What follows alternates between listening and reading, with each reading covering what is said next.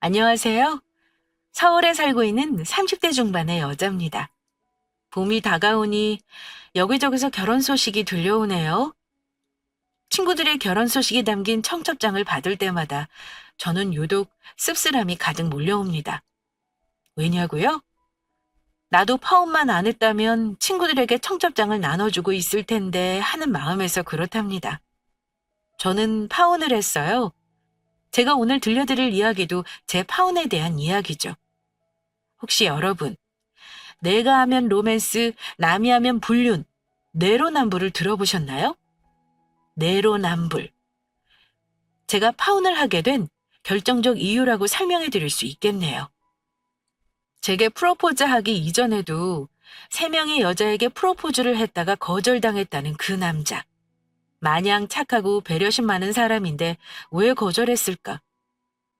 그 여자들 참 사람 보는 눈 없네 했는데 사람 보는 눈은 제가 없었습니다. 전 남자친구는 내로남불의 결정체였어요. 물론 그 사람이 그렇다는 사실을 시댁이 될 그 집에 인사를 하러 가서야 알게 되었죠. 그 전까지만 해도 제가 알고 있던 그 사람은 눈물 많고 순수하고 배려심 많은 사람이었습니다. 프로포즈 하던 그날도 그랬어요. 한결 같았죠. 가, 가영아, 나랑 결혼해 줄래? 내가 정말 너 죽을 때까지 절대로 속 썩이는 일도 없을 거고 절대로 한눈 같은 거 팔지도 않을 거고, 어, 그, 그리고, 아,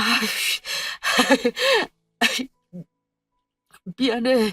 멋있게 프로포즈하고 싶었는데, 연습할 때는 안 이랬는데 막상 가영이 네 얼굴 보니까 갑자기 눈물이 나서. 나 너한테 정말 잘할 수 있어. 나랑 결혼한 거 후회하지 않게. 나 정말로 너한테 잘할게. 연애한 지 1년을 한 달 앞둔 그날. 남자친구는 제게 프로포즈를 했습니다. 제 나이가 30대 중반, 그 사람은 40대에 들어선 상황이었죠. 요즘 난리가 난 삼성맨의 프로포즈 방식처럼 그 사람도 저를 위해 꽤 많은 돈을 투자했더군요.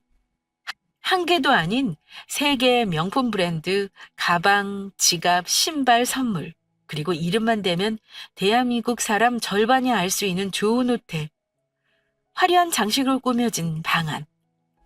태어나서 처음 받아본 제 인생의 첫 프로포즈는 동화나 영화에 나오는 것 이상으로 멋졌습니다. 프로포즈를 하면서 눈물을 뚝뚝 흘리는 남자친구를 보는데 그저 고맙다는 생각뿐이었어요. 당연히 승낙했죠. 내 인생에 있어서 이렇게 좋은 남자를 만날 수 있을까라는 생각에서 말입니다. 잘 살아보자, 잘 부탁한다는 이야기를 나누고 좋은 분위기를 이어가던 중 그 사람은 제게 솔직히 다 털어놓고 싶다며 이전 연애에 대한 이야기를 꺼내기 시작했습니다. 결혼하기 전에 이런저런 일들 너한테 다 이야기하는 게 나도 마음 편하고 그게 너한테도 예의일 것 같아서. 나 프로포즈 너한테 처음 한 거 아니야. 가영이 너 만나기 전에 3명 정도 진지하게 만났었어. 물론 그 사람들 지나고 나서야 진짜 내 인연이 가영이 너 만난 거라고 난 그렇게 생각해. 내 말 무슨 뜻인지 알지? 그런데 그 여자들 다 하나같이 나랑 결혼까지 갈 생각으로 만난 건 아니라고 하더라. 그래서 한동안 생각이 정말 많았었어. 내가 무슨 문제가 있는 걸까? 내가 남자로서 매력이 없는 건가? 아니면 남편감으로서 신뢰를 주지 못하는 사람인 건가? 그 사람은 저를 만나기 이전 3명의 여자를 만났다고 했습니다. 첫 번째 여자는 외모가 정말 출중했다고 하더군요. 그런데 그 여자가 프로포즈를 거절하자 그 다음에는 외모보다는 자기 능력에 뛰어난 사람을 만났대요. 하지만 두 번째 여자 역시 프로포즈를 거절했죠. 그래서 그 다음으로 다 필요 없다. 심성만 좋으면 된다라는 생각으로 심성 좋은 여자를 만났답니다. 하지만 그 여자 역시 프로포즈는 거절했다고 했죠. 이야기를 들으면서 대체 왜? 그 여자들은 눈이 삔 거 아닌가? 이렇게 좋은 사람을 왜? 라는 생각만이 제 머릿속을 가득 채웠습니다. 뭐야? 그 여자들 진짜 눈 어떻게 된 거 아니야? 오빠가 뭐가 어때서? 우리 결혼식에 그 여자들 초대하자. 진짜로 내가 그 여자들한테 오빠 프로포즈 거절해줘서 고맙다고 절이라도 하려고. 나는 오빠가 이렇게 얘기해준 것도 고마워. 그나저나 우리 오빠 의외네. 여자들을 그렇게 많이 만났어? 이야, 나는 있잖아. 그 여자들이 오빠 프로포즈 거절해줘서 우리가 만났다고 생각해. 나야 땡큐지. 하여간 다들 사람 보는 눈들이 없어요. 그래, 네 말이 맞아. 그 여자들이 거절해준 덕분에 내가 너를 만난 거지. 우리 잘 살아보자. 나 너한테 정말 잘할 거야. 네가 하라는 건 안 하고 진짜 너한테 잘하면서 살게. 고마워, 가영아. 프로포즈를 받은 그 순간부터 앞으로 내 인생에는 꽃길만 있겠구나 하고 생각을 했습니다. 연애 때부터 단 한 번도 싸운 적이 없었고 무조건 제가 우선이었던 그 사람과 결혼한다면 결혼하고 나서도 쭉 서로 배려하고 존중하고 그렇게 이상적인 가정으로 살아갈 수 있으리라 생각했어요. 저희 부모님 역시 그 남자를 마음에 들어 했습니다. 그런데 시댁에 찾아가기 전 의문의 여자로부터 연락이 왔었어요. 그 여자는 제가 SNS에 올렸던 프로포즈 당시 상황을 찍은 사진을 함께 첨부하며 연락을 해왔죠. 그러면서 자기가 그 사람이랑 만났던 여자인데 정말로 꼭 해주고 싶은 말이 있어서 그러니 시간을 좀 내달라고 했습니다. 아마 남자친구한테 아무런 이야기도 못 들었다면 사기꾼이겠거니 하고 그 연락을 무시했을 거예요. 하지만 남자친구한테 이전 여자친구들에 대한 설명을 충분히 들었었고 그리고 저도 이 사람이 내게 연락을 해온 게 괜히 한 건 아닐 거라는 생각이 들었죠. 그래서 만나자고 했습니다. 그런데 제가 나간 그 자리에서 참 찝찝한 이야기를 여러 가지 듣게 돼요. 갑자기 연락드려서 놀라셨죠? 나와주셔서 감사합니다. 그런데 같은 여자로서 이것저것 말씀드리고 싶었어요. 물론 판단하는 건 그쪽 마음이지만 그래도 최대한 있는 그대로 더 말씀드리고 싶어서요. 그 사람 연애하면서 한 번도 화내거나 짜증낸 적 없었죠? 매번 배려 쳐주고 배려해주고. 분명히 그랬을 것 같긴 해요. 그 사람 그쪽에서 프로포즈하면서 구찌, 디올, 프라다에서 선물 딱딱 골랐을 거고요. 저한테도 그랬어요. 그런데 문제가 뭐가 되는지 생각하시겠죠? 이전 여자친구한테 그랬고 그 전 여자친구한테도 그랬대요. 저도 프로포즈 받고 나서 얼마 안 있다가 그 사람 전 여자친구한테서 연락받아서 얘기 다 들었거든요. 그래도 개소리 하지 말아라 하고 그 집 부모님까지 만나러 갔었는데 그 집 사람들이요. 여자를 사람 취급 안 해요. 그 집 부모나 동생만 그런 게 아니라 그 남자도 그렇다니까요. 그리고 혹시나 인사 가고 나서 결혼 안 하게 된다면요. 연락처부터 바꾸고 이사 가세요. 그 사람이요. 3년 넘도록 저 스토킹하고 저한테 연락하고 다시 결혼 안 해줄 거면 저 정말 죽을 거라고 일부러 너네 회사 옥상에서 떨어질 거라고 그렇게까지 얘기했어요.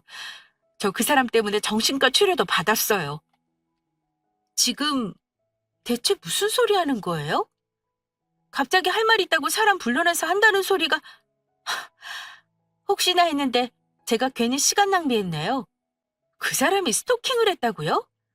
제가 그걸 어떻게 믿어요? 그리고 그 사람 집안이 어떤지 그쪽에 말하는 거 내가 그대로 어떻게 믿냐고요? 괜히 그 사람 프로포즈 거절한 거 후회돼서 지금 이러시는 것 같은데 제가 후회를 해요? 저는 그 인간이랑 만난 것 자체를 후회하는 사람이에요. 제 말을 믿든 안 믿든 상관없는데 만약이라도 헤어지게 되면 조심해서 헤어지라고 그 말하려고 나와달라고 한 거예요. 저처럼 마음고생, 몸고생 하지 말라고요. 네, 감사합니다. 더 할 말 없죠? 그럼 먼저 일어나 볼게요. 남자친구의 전 여자친구라던 그 사람은 말도 안 되는 이야기를 했습니다.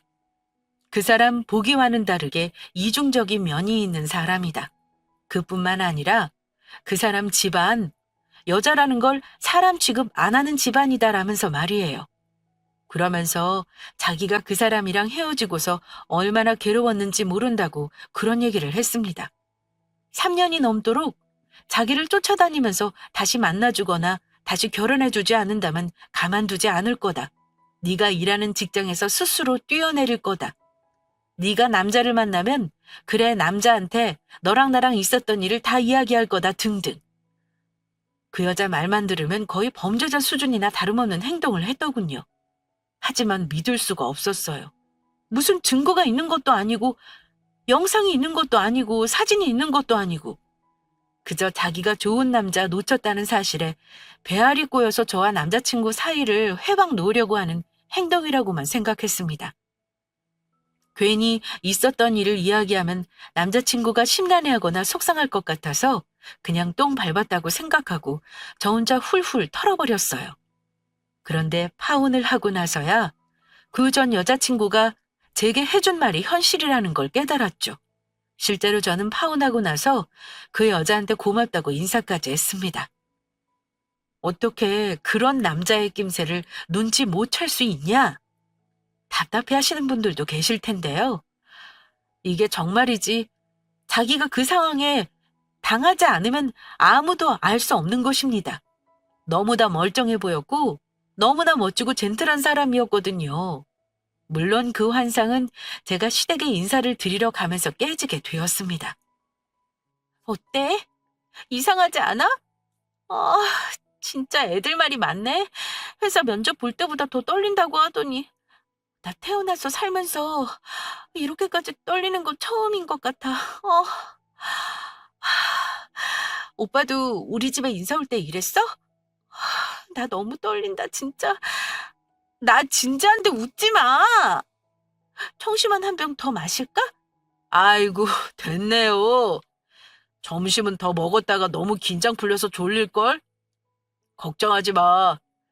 자기 우리 집에 인사 들어오는 순간부터 엄마 아빠 아주 자기 좋아가지고 난리가 날걸?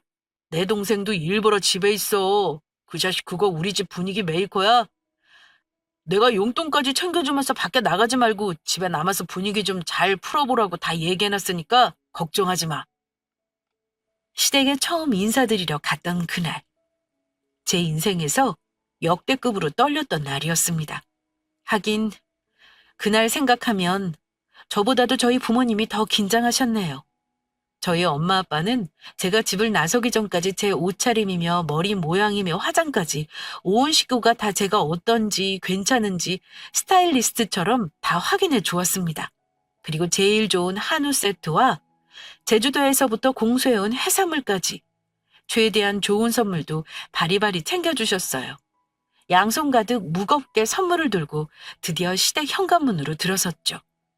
아이고, 어서 들어와요. 말로만 듣던 가영양을 실제로 보게 되네. 반가워요. 나는 이 녀석 아비 되는 사람입니다. 아유, 사진으로 봤던 것보다 실물이 더 이쁘네. 오늘하고 고생 많았죠?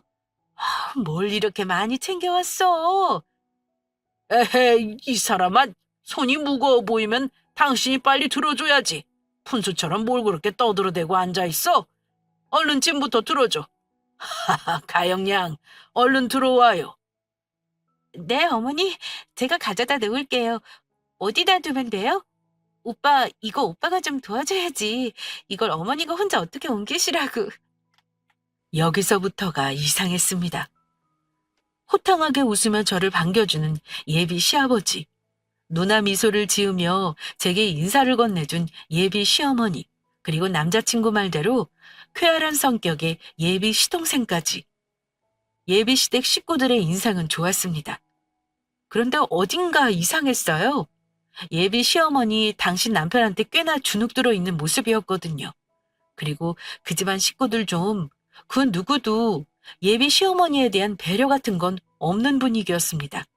제가 들고 온 선물 꾸러미를 예비 시어머니한테 혼자 옮기라고 했거든요. 아유, 아니에요. 이런 건 여자가 해야지. 남자들은 큰일에나 나서는 거야. 그럼. 남자들은 큰일 할 때나 힘쓰면 되지. 바깥에 나가서 돈 벌어오느라 힘든데 집안일까지 하면 쓰나? 가영양도 이제 익숙해져야 해.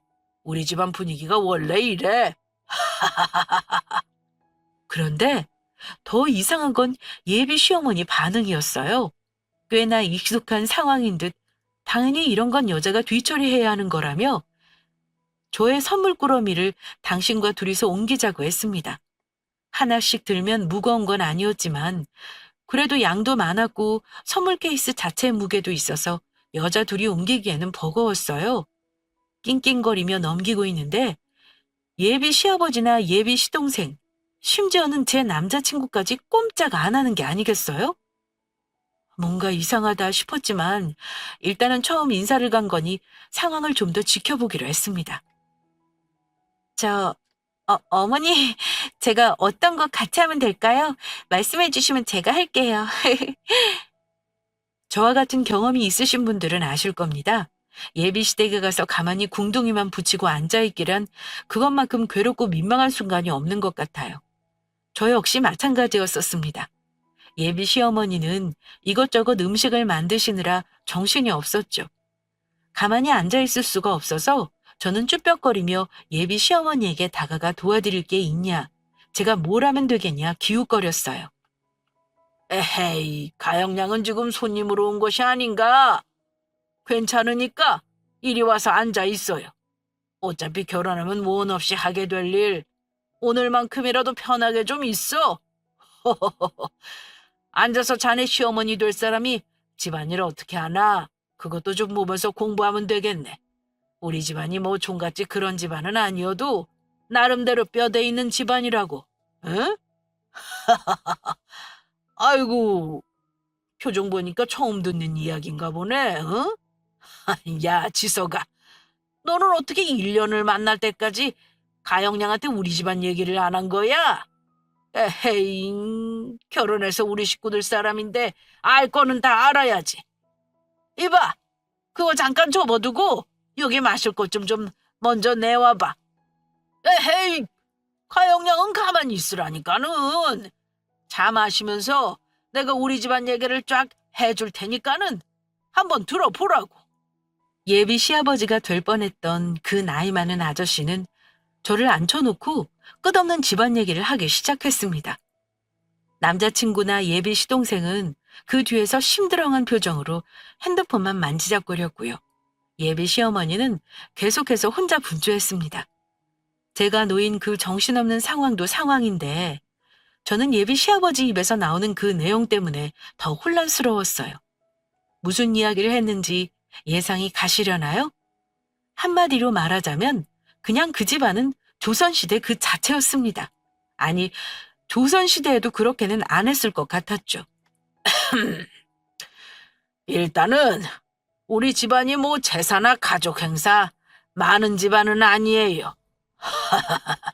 그러니까 너무 겁먹지는 말고 어디 보자. 어디부터 이야기를 해야 하나? 그래. 일단은 우리 집에서는 남자는 하늘, 여자가 땅이다.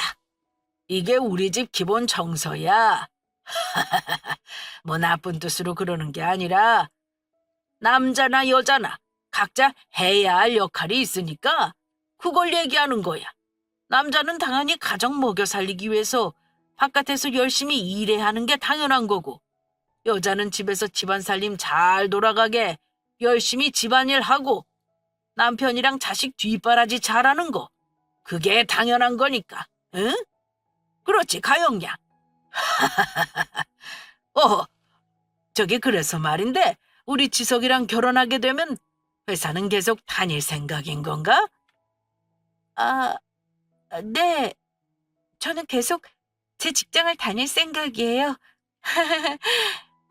단순히 돈 버는 걸 떠나서 제가 좋아하는 일이기도 하고 직장 내에서도 나름대로 인정받아가고 있어서. 에이, 형수! 결혼하고 나면 그냥 회사 때려치우고 집에서 편하게 집안일만 하세요.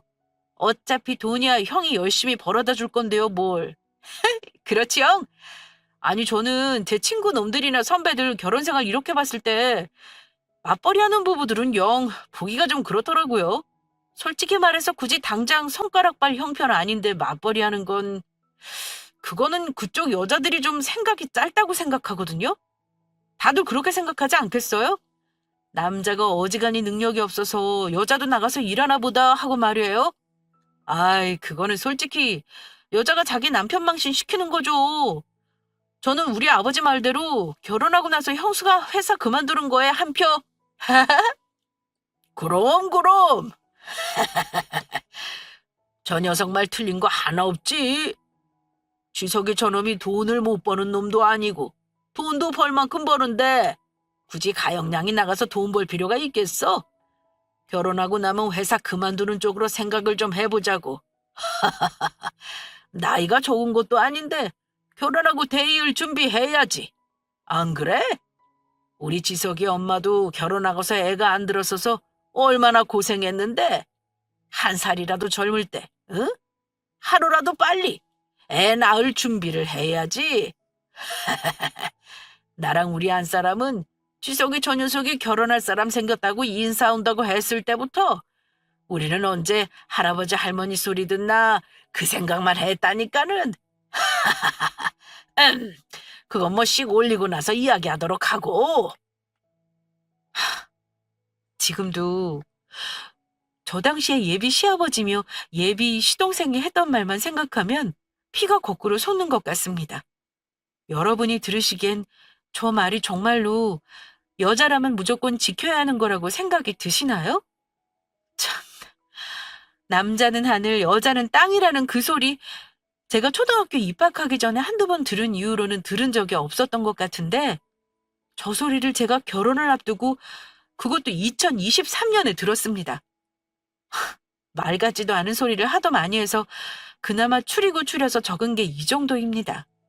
그냥 뭐 저 집안에서 예비 시어머니는 노예나 다름없더라고요. 예비 시아버지, 예비 시동생, 남자친구 그 3명의 남자들은 집에서 상전 노릇을 하고 살아왔구나라는 걸 알 수 있었습니다. 왜냐고요? 그 다음에 이어진 예비 시어머니의 행동 때문이었습니다. 자, 오래들 기다렸죠? 이것저것 준비한다고 내가 너무 욕심을 부렸었나 봐. 우리 가영양 인사 온다고 해서 내가 들떴었나 봐.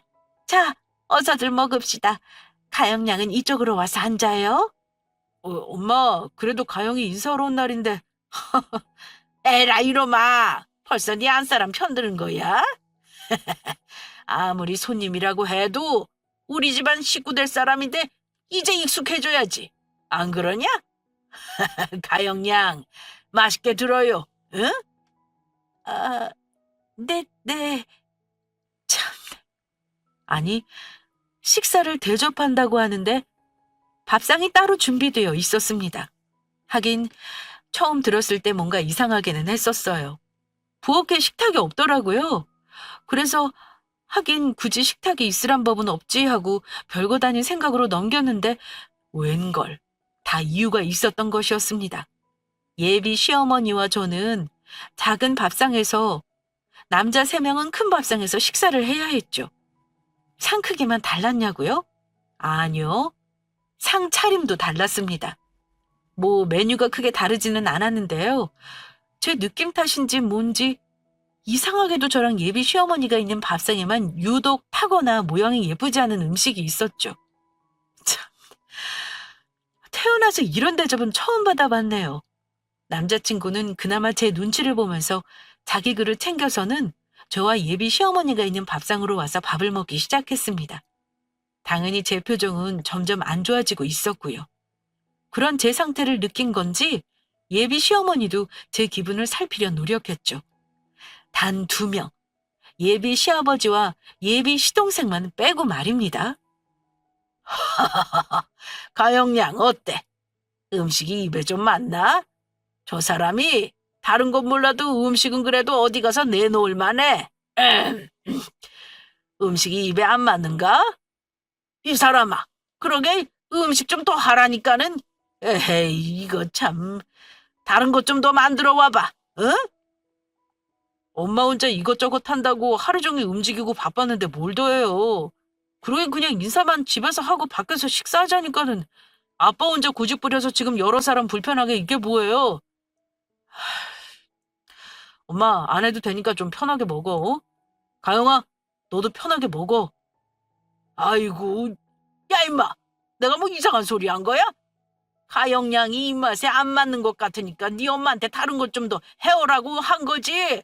아이고, 이 손님 불러다 놓고 아주 잘한다 이놈아. 응? 가만히 보아하니 남자친구는 시아버지와 사이가 그렇게 좋아 보이지는 않았습니다. 뭐 여느 가정이나 부모 자식 간에 조금씩 갈등은 있잖아요. 보아하니 예비 시아버지 그리고 예비 시동생이 한편이었고 제 남자친구와 예비 시어머니가 한편인 듯 했죠.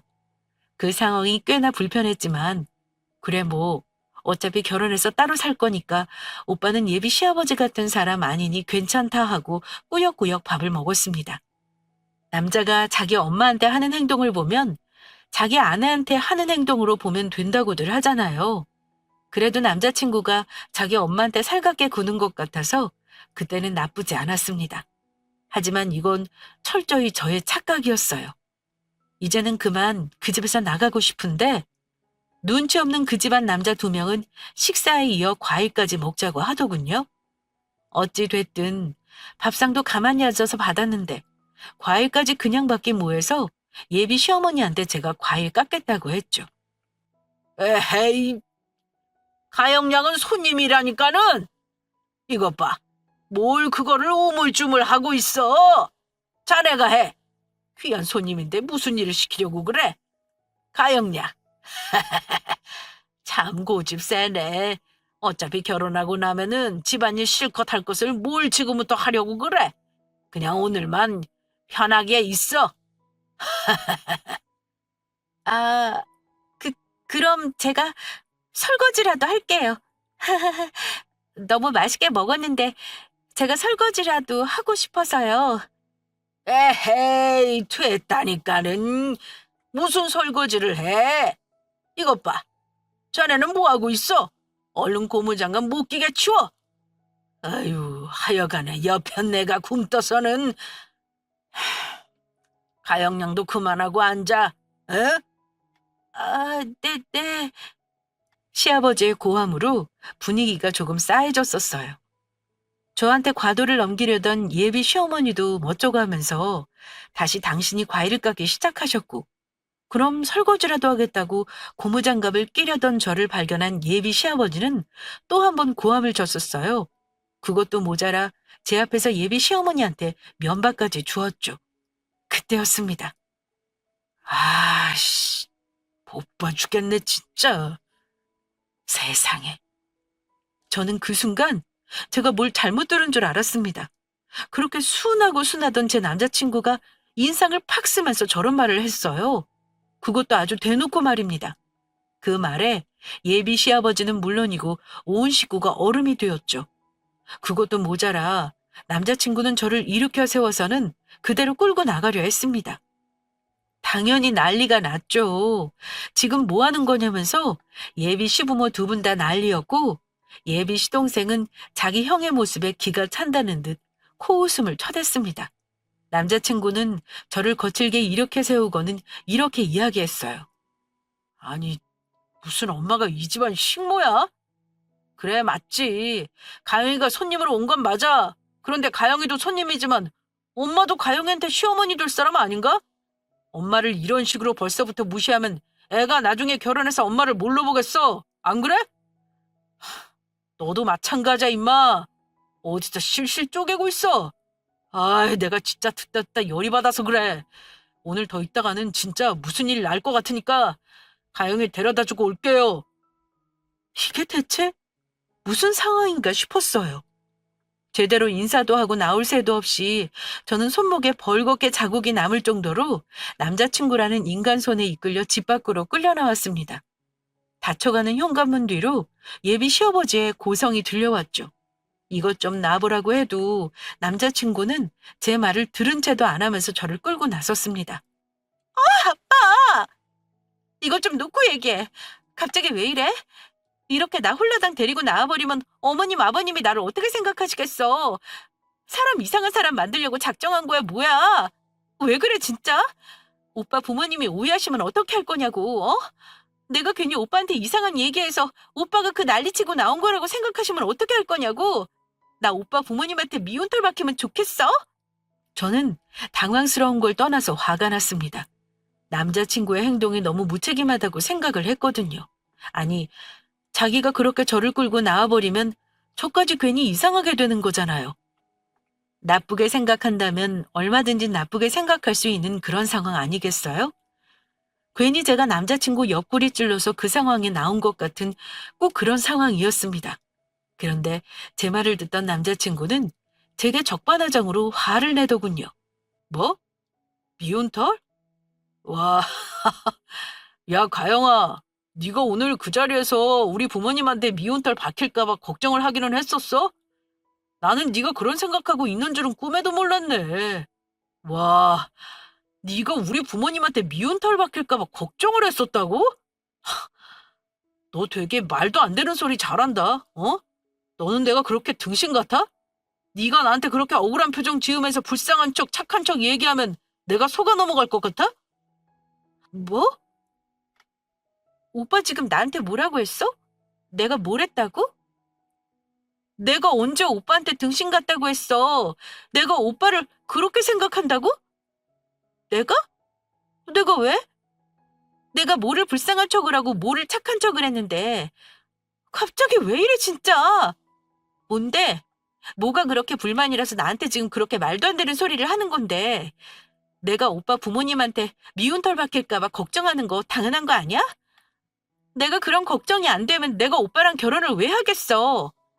오빠 부모님이니까 당연히 잘 보이고 싶고 당연히 인정받고 싶은 거 아니야? 내가 오늘 저 자리에서 하루 종일 얼마나 불편했는 줄 알기나 해? 그래도 오빠 부모님이니까 최대한 불편한 티 내지 말고 잘 있자. 어머님 일 어떻게 하면 같이 도와드릴까? 나 그런 생각하면서 저기 앉아 있었어.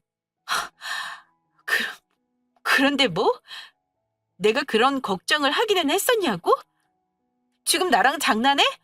대체 나를 얼마나 바닥으로 보길래 그런 소리를 하는 건데? 너 같으면 이런 생각 안 할 것 같아? 그래. 네 말대로 네가 우리 부모님한테 잘 보려고 노력했다고 치자. 그런데 그게 진심이야? 네 말대로 네가 그 마음이 진심이었으면 너 아까 우리 엄마가 밥 차릴 때 그때는 왜 가만히 있었어? 말 끊으려고 하지 말고 입 다물고 내 말부터 먼저 들어. 밥 차릴 때는 왜 가만히 있었으며 과일 깎을 때는 왜 멈칫했고 설거지는 왜 장갑 끼는 척만 하고 안 했는데. 가영아, 있잖아. 사람이 정말 간절하면 누가 뜯어말려도 그건 하는 거거든? 네가 네 말대로 정말 우리 부모님한테 잘 보이고 싶었고 네가 정말 뭘 할 마음이 있었으면 우리 아빠가 뭐라고 하든 말든 그걸 했었어야 해. 아니야? 대답해봐. 아니냐고! 저는 제 앞에 서 있는 저 사람이 내가 1년 가까이 알아오던 그 사람이 맞는 건지 싶었습니다. 남자친구는 정말이지 제가 처음 보는 표정, 처음 보는 눈빛을 하고는 제게 쏘아붙였어요. 자기 엄마를 왜 안 도왔냐는 소리였죠. 그 말이 저한테 하고 싶었던 겁니다. 그러니까 왜 자기 엄마가 일을 하는데 저는 가만히 있었냐고 하더군요. 그 말을 듣는데 어이가 없었습니다. 그 바로 직전까지만 해도 내 마음을 왜 몰라주나 하는 마음에 속상해서 눈물도 났었는데 눈물도 쏙 들어가더군요. 눈물이 쏙 들어가면서 그놈에 대한 제 마음도 사라져버렸죠. 내가 그냥 안 했어? 너희 아버지가 하지 말라고 그 난리를 치잖아. 내가 네 아빠 말만 듣고 곧바로 옳다쿠 나고 자리에 앉았어? 잘 생각해봐. 안 그래도 현관에 들어서면서부터 너희 엄마가 네 집에서 어떤 취급 당하고 계신지 알 것 같아서 나는 그래도 어떻게든 도우려고 제가 하겠습니다 하고 갔었어. 그런데 너희 엄마도 그냥 가서 앉아있으라고 해. 너희 아빠나 네 동생은 거의 화내다시피 하면서 빨리 앉으라고 난리쳐. 그럼 거기서 내가 뭘 어떻게 할까?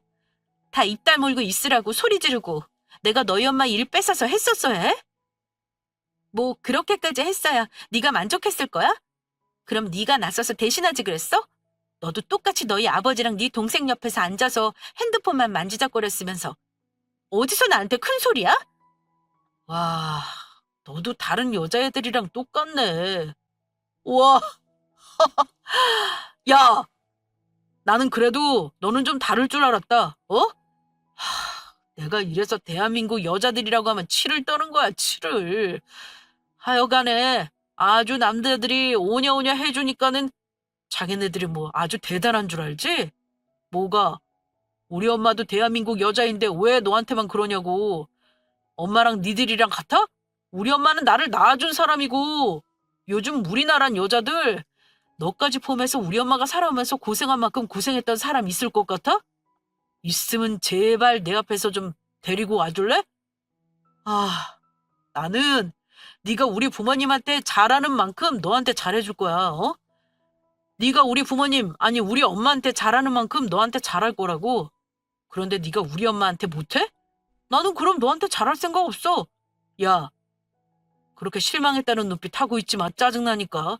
실망은 내가 있어. 알아?